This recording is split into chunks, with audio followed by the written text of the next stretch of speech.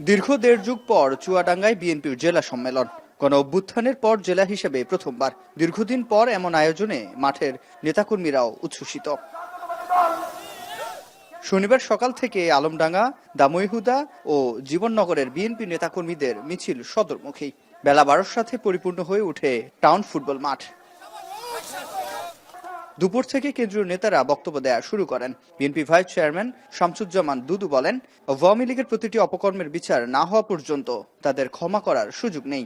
যে অপরাধ গত 16 বছর 20 বছর ধরে করেছে, হামলা, মামলা, গুম, রক্ত ঝরিয়েছে, তার প্রত্যেকটি ঘটনা আমরা বুঝে নিতে চাই। প্রত্যেকটি ঘটনা তার আগে মাফ করার কোনো সুযোগ নেই। এদিন চুয়াডাঙ্গায় আন্দোলনে নিহত পরিবারকে আর্থিক সহায়তা দেয়া হয়।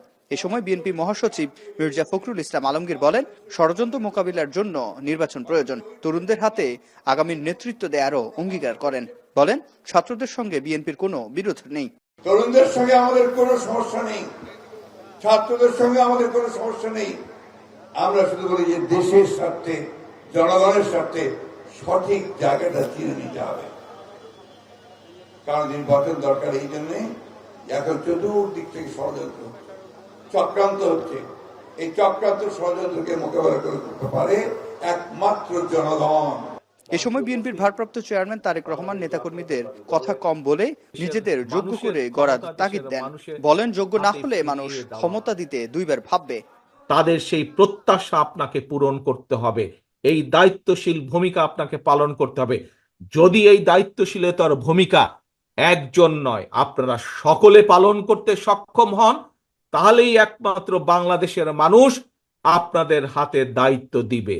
আদারওয়াইজ আপনাদের হাতে কিন্তু দায়িত্ব দিবার জন্য তারা দুইবার চিন্তা করবে। তারেক রহমান এ সময় নির্বাচনের বিকল্প কিছু নেই আবারও উল্লেখ করেন। সকল সংস্কারের বাস্তবায়ন একমাত্র সম্ভব, সূচনাও একমাত্র সম্ভব, বাস্তবায়ন করাও একমাত্র সম্ভব শুধুমাত্র একটি প্রকৃত নির্বাচনের মাধ্যমে। যদি প্রকৃত জনপ্রতিনিধিরা নির্বাচিত হয় তাহলেই একমাত্র সম্ভব। সেজন্যই আমরা বলছি, রাজনৈতিক দলগুলো বলছে কেন দেশে নির্বাচন প্রয়োজন। দেশের নির্বাচন যত দেরি হবে, প্রিয় সহকর্মীবৃন্দ, প্রিয় ভাই বোনেরা, এটি হচ্ছে বাস্তবতা, তত ষড়যন্ত্র বৃদ্ধি পাবে। 24-এর গণ অভ্যুত্থানের পর বিএনপির প্রথম কোন জেলা সম্মেলন। দেড় যুগ পর এই উন্মুক্ত ময়দানে এই সম্মেলনের মধ্য দিয়ে একটি রাজনৈতিক বার্তা দিতে চায় দলটি। তৃণমূলের নেতাকর্মীদের নির্বাচনের আগেই ঐক্যবদ্ধ করা যার লক্ষ্য। এখন দেখার বিষয় ঠিক কতটা সুশৃঙ্খল রাখতে পারে বিএনপি তার তৃণমূলের নেতাকর্মীদের। সিফাত শাহরিয়ার, এখন চুয়াডাঙ্গা।